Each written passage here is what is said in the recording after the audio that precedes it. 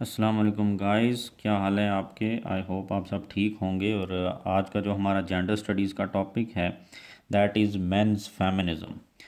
हमने बाकी लेक्चर्स के अंदर विमेन फेमिनिज़म की बात की और उनके डिफरेंट इश्यूज़ को देखा, डिस्कस किया, और हमने ये भी देखा कि किस तरीके से डिफरेंट टाइम्स के अंदर डिफरेंट कैंपेन्स चली।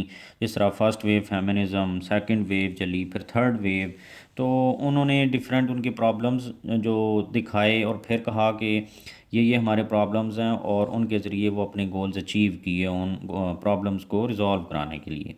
जैसे फ़र्स्ट वेव ने उनको पॉलिटिकल राइट दिया, सेकंड वेव ने उनको लिब्रेशन, सोशल लिब्रेशन दी, थर्ड वेव के अंदर वो और डिफरेंट जो कंटेम्प्रेरी वर्ल्ड के इश्यूज़ हैं उनको वो डिस्कस कर रही हैं। तो इसी तरीके से मेंस फेमिनिज़म जो है ये भी इमर्ज हुआ 1970s के अंदर। जेंडर स्टडीज़ क्योंकि हमने पहले भी लेक्चर के अंदर डिस्कस किया कि सिर्फ कोई वुमेन के इश्यूज़ तो नहीं हैं, ये तमाम जेंडर्स की बात करता है। तो आज हम देखेंगे मेल जेंडर के जो इश्यूज़ हैं और मेन फेमिनिज़म को। हम देखते हैं कि ये कब इमर्ज हुआ। 1970s के अंदर ये इमर्ज हुआ और ये कैंपेन चली। और पहली जो चीज़ है, हम इसके इंट्रोडक्शन को डिस्कस करेंगे। तो इंट्रोडक्शन के अंदर क्या है कि during second wave man supported women. जब सेकंड वेव फेमिनिज़म चली, जिसके अंदर जिसको हम लिबरेशन मूवमेंट भी कहते हैं, तो 60s 70s और इवन 80s तक वो चली, जिसके अंदर उन्होंने अपने सोशल राइट्स डिमांड किए, प्रॉपर्टी राइट और सेक्सुअल फ्रीडम और इस तरीके की चीज़ें। तो मैन जो थे उन्होंने सपोर्ट किया वेमेन को किस तरीके से। अपनी मेल जो थे उन्होंने अपनी वाइफ्स को, मदर को, सिस्टर्स को, इन तमाम को सपोर्ट किया। जो उनके घर के काम थे उनको देखा, इवन किचन्स को देखा, और बेबी जो थे, चिल्ड्रन थे, उनको संभाला। और जिस तरीके से एक मैन सपोर्ट कर सकता था वेमेन को, उसने सपोर्ट किया ताकि उसको उसके राइट्स मिल सकें, स्टेट और सोसाइटी उसको अपने राइट्स दे। सिमिलरली फिर क्या हुआ, जब लिबरेशन मूवमेंट सक्सेसफुल हो गई तो new women emerge after second wave. Second wave जब ख़त्म हुई तो उस वक्त एक नई वेमेन जो थी वो इमर्ज हुई। क्यों नई वेमेन उसको कहा? क्योंकि सेकंड वेव से पहले एक ऐसी वेमेन थी, एक कोई भी एक ऐसी वेमेन जो सोसाइटी के अंदर थी, उसके पास सिर्फ पॉलिटिकल राइट था, वो भी कंडीशनल राइट टू वोट। तो ओवरऑल जो पॉलिटिकल अपॉर्चुनिटीज़ थी उनमें भी इक्वलिटी नहीं थी। बट सेकंड वेव के बाद उनको सेक्सुअल फ्रीडम मिली, जिसमें abortion right, right to marry और राइट टू ऑन प्रॉपर्टी मिला। इसी तरीके से बाकी जो राइट्स थे वो तमाम राइट्स इनको मिले। तो वो एक तरीके के साथ एक नई विमेन जो थी वो इमर्ज हुई सोसाइटी के अंदर। अच्छा, हुआ क्या कि वो जो वेमेन थी उसको जब राइट मिले तो उसने क्या किया कि मेल या मैन जो थे या बाकी जेंडर जो थे उनको उस तरीके के साथ कंसीडर या एक्नॉलेज नहीं किया जिस तरीके से वो पहले करती थी।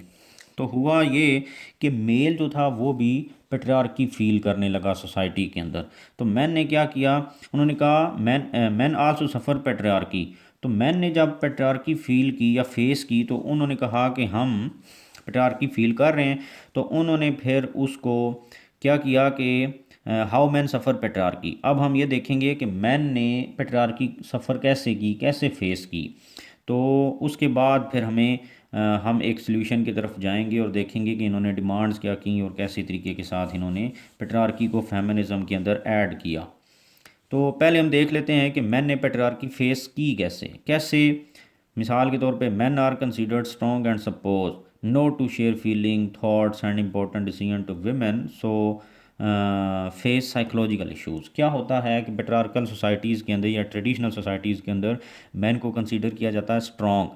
तो मैन को कहा जाता है कि आपने फीलिंग्स, अपनी अपनी थॉट्स जो हैं और इसके अलावा जो इम्पोर्टेंट डिसीजन जो करने हैं वो फीमेल के साथ, वीमेन के साथ आपने डिस्कस नहीं करने, आपने उनके साथ अपनी फीलिंग्स और थॉट शेयर नहीं करनी। इवन के जो इम्पोर्टेंट डिसीजंस हैं आपने उनके साथ कंसल्ट भी नहीं करना। तो इससे क्या होता है, विमेन को इन्फीरियर शो करने के लिए मेल को स्ट्रॉन्ग शो किया जाता है, बट उसका रिज़ल्ट क्या होता है कि psychological issues, health issues create हो जाते हैं मैन के लिए। और मैन जो है वो हेल्थ इश्यूज़ फेस करता है और फिज़िकली अनफिट हो जाता है। सिमिलरली पीडोफीलिया एक इशू है। पीडोफीलिया कहते हैं चाइल्ड रेप, जो पाकिस्तान के अंदर भी देखा जा सकता है। मीडिया इसको बहुत ज़्यादा हाईलाइट कर रहा है कंटेम्प्रेरी वर्ल्ड टाइम के अंदर। तो इसमें क्या है कि 39% जो वर्ल्ड चिल्ड्रन हैं वो पीडोफीलिया फेस करते हैं एक सर्वे के मुताबिक। तो ये भी तो एक पेट्रार्कल सोसाइटी के अंदर मेल के लिए इशू है। तो इन चीज़ों को तो कोई नहीं हाईलाइट कर रहा था। तो इन्होंने मैंने क्या किया, उन्होंने कहा कि हमारे जो इश्यूज़ हैं इनकी तो कोई बात ही नहीं कर रहा, सिर्फ वीमेन जो हैं वो अपने इश्यूज़ को रिजॉल्व करा रही हैं। तो इन चीज़ों की वजह से उन्होंने क्या किया, मेंस फेमिनिज़म स्टार्ट की ये कैंपेन। सिमिलरली अगर एक मैन जो है इंसल्ट एट वर्क प्लेस और ऑफिस, अगर मैन एक ऑफिस के अंदर काम करता है और बॉस उसकी इंसल्ट करता है, वो फिज़िकली या साइकोलॉजिकली मेंटली वो इल हो सकता है, वो अपसेट हो सकता है। तो वीमेन जो हैं जब वो आज़ाद हो गई, उनको पता चला कि हमें सोसाइटी के अंदर अब कोई भी नहीं रोक टोक कर सकता, तो उन्होंने मैन को सपोर्ट करना छोड़ दिया। तो ये तमाम इशू जो थे इनको देखते हुए सिमिलरली और नंबर ऑफ़ इश्यूज़ हैं जिनके अंदर मैन ने पेट्रियार्की फेस की। तो मैन ने क्या किया, उन्होंने भी अपनी कैंपेन स्टार्ट कर दी जिसको हम मैन फेमिनिज़म कह रहे हैं। तो इस इन वेज़ के अंदर मैन ने पेट्रियार्की फेस की। अब क्या है, मैन एडिड पेट्रियार्की इन फेमिनिज़म। मैन ने ये पेट्रियार्की जो है फेमिनिज़म के अंदर ऐड की, और उन्होंने कहा कि कैसे ऐड की, कैसे कि पेट्रियार्की के आपने कंसीडर करना है कि कैसे मैन ने फिर अपना रोल प्ले किया और पेट्रियार्की को फेमिनिज़म के अंदर ऐड किया। Historically men are more powerful. Historically अगर देखा जाए तो मेल जो है उसको क्या होता है कि वो ज़्यादा पावरफुल होता है, वो डोमिनेंट है। कैसे, they have resources and dominance in the society. तमाम रिसोर्सेज जिनके अंदर इकोनॉमिक, पॉलिटिकल, सोशल जितने भी रिसोर्सेज हैं वो मेल से ही बिलोंग करते हैं। मेल उन और जो है वो डोमिनेंट है सोसाइटी के अंदर, और वैसे भी इसको सोसाइटी, रिलीजन, तमाम चीज़ें डोमिनेट कराती हैं। तो हिस्टोरिकली भी अगर हम देखते हैं तो फिर मैन डोमिनेट करता है शुरू से ही। फिर उसके अलावा society, religion, family, state, laws all support men. तमाम की तमाम चीज़ें मेल को सपोर्ट करती हैं। तो मैन ने क्या कहा इन 1970s के अंदर कि हम इन तमाम चीज़ों के अंदर डोमिनेट करते हैं और तमाम रिसोर्सेज और जो चीज़ें हैं वो हमसे ही बिलोंग करती हैं। तो हुआ ये कि जब इन्होंने ये चीज़ें फेस की ना, तो 1970s के अंदर मैन कॉन्शियसनेस रेजिंग ग्रुप बने, CR ग्रुप्स हम उनको कहते हैं, ये बने। ये लिबरेशन मूवमेंट जब शुरू की थी वेमेन ने, तो उन्होंने भी ये CR ग्रुप्स बनाए थे, और इनके अंदर वो अपने डिफरेंट आइडियाज़ और जो इश्यूज़ थे वो उनको डिस्कस करती थी, जिससे सोशलाइजेशन बढ़ती थी वीमेन के दरमियान। तो मैन जो थे उन्होंने भी 1970s के अंदर CR ग्रुप्स बनाए, और सोशलाइजेशन के लिए, अपने डिफरेंट इश्यूज़ को डिस्कस करने के लिए और फिर एजेंडा सेटिंग के लिए उन्होंने यहाँ पर कॉन्शियसनेस रेजिंग ग्रुप के अंदर और बाकी जो मैन थे उनके अंदर अवेयरनेस और कॉन्शियसनेस रेजिंग के लिए ये काम किया। उन्होंने क्या कहा कि उन्होंने कहा कि ये तमाम चीज़ें हमसे बिलोंग करती हैं, और realised women their importance to achieve gender equality. उन्होंने कहा कि हम डोमिनेट करते हैं सोसाइटी के अंदर, अगर जेंडर इक्वलिटी आपने अचीव करनी है तो हमारे जो इश्यूज़ हैं आपने इनको भी कंसीडर करना है, अदरवाइज़ आप जेंडर इक्वलिटी को अचीव नहीं कर पाएंगे। अगर हम आपके साथ कॉम्प्रोमाइज़ नहीं करेंगे, आपको सपोर्ट नहीं करेंगे, तो you are not going to achieve your goals. और जेंडर इक्वलिटी सोसाइटी के अंदर कभी भी नहीं आएगी if men would possess agenda of feminism. और अगर जिस तरीके से आप अपने अचीव गोल्स को अचीव करने के लिए कैंपेन्स और कोशिश कर रही हैं, तो अगर हमने भी वही रोल प्ले किया तो फिर आपके लिए ये बहुत डेंजरस हो जाएगा। Then it is dangerous for women. तो वेमेन जो हैं वो फिर कभी भी अपने गोल्स को अचीव नहीं कर पाएंगी। अगर मेल अपनी डोमिनेंस को मेंटेन करना शुरू कर दे, पॉलिटिकली भी वो स्ट्रॉन्ग है, तो स्टेट ऐसे लॉज बनाना शुरू कर दे जो मेल को मज़ीद डोमिनेट कराए। फैमिली ऑलरेडी वही काम करती है, रिलीजन भी सपोर्ट करता है मेल को, सोसाइटी भी पेट्रार्कल है। तो उन्होंने कहा कि अगर हम पोजेस कर लेंगे एजेंडा ऑफ फेमिनिज्म तो जेंडर इक्वलिटी कभी भी नहीं आप अचीव कर सकते। और इसके अलावा क्या होगा कि ये डेंजरस होगा, एडवर्स इम्पैक्ट पड़ेगा इसका वेमेन के ऊपर। तो इस तरीके से उन्होंने पेट्रार्की को फेमिनिज्म के अंदर ऐड किया। नेक्स्ट जो हमारी है, अच्छा, अब जब ये सारे काम हुए तो इससे हुआ क्या कि क्या इम्पैक्ट्स पड़े, या क्या मैन ने जो है इस मैन फेमिनिज्म के ज़रिए क्या गोल अचीव किए।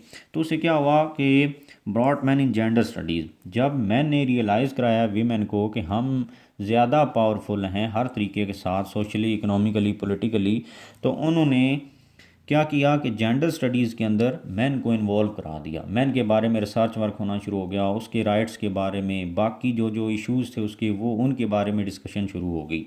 इसके अलावा men's behaviour toward other gender, men का जो बिहेवियर था बाकी जेंडर की तरफ, उसको एनालाइज करना शुरू कर दिया गया।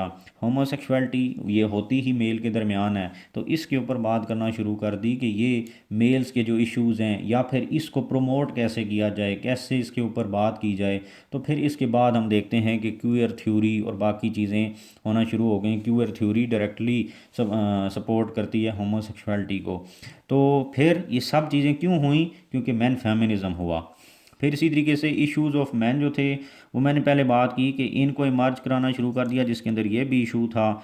और बाकी जो हमने देखा पीडोफिलिया और बाकी चीज़ें, इनको रिजॉल्व कराने के लिए बात की गई। और ना सिर्फ ये कि बल्कि थ्योरीज़ देना शुरू कर दी फेमिनिस्ट ने।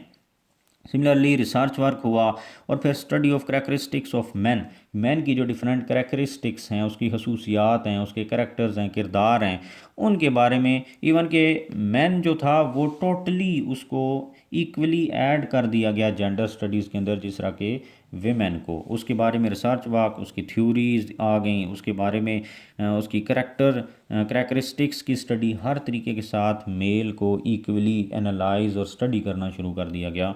और सोसाइटी के अंदर जो मेल के इश्यूज़ थे वो भी हाईलाइट हो गए। तो इस तरीके से हमने देखा कि मैन फेमिनिज़म हुआ कब, क्यों हुआ, कैसे हुआ, और किन किन प्रॉब्लम्स की वजह से हुआ, और मेल ने फिर क्या उसका रिज़ल्ट क्या अचीव किया। तो जब हम इस तरीके से अब एक किसी भी टॉपिक को देखेंगे तो वो कम्प्लीटली कवर होता है। तो जब हम इन सारी चीज़ों को डिस्क्राइब करेंगे, एक्सप्लेन करना शुरू कर देंगे, तो फिर हमारा 20 नंबर का जो क्वेश्चन है वो कम्प्लीटली हो जाता है। तो आई होप कि आपको समझ आ गई होगी, और अगर आपको समझ आ रही है तो मेरे बाकी लेक्चर्स को भी देखें और मेरे चैनल को सब्सक्राइब करें। Thank you.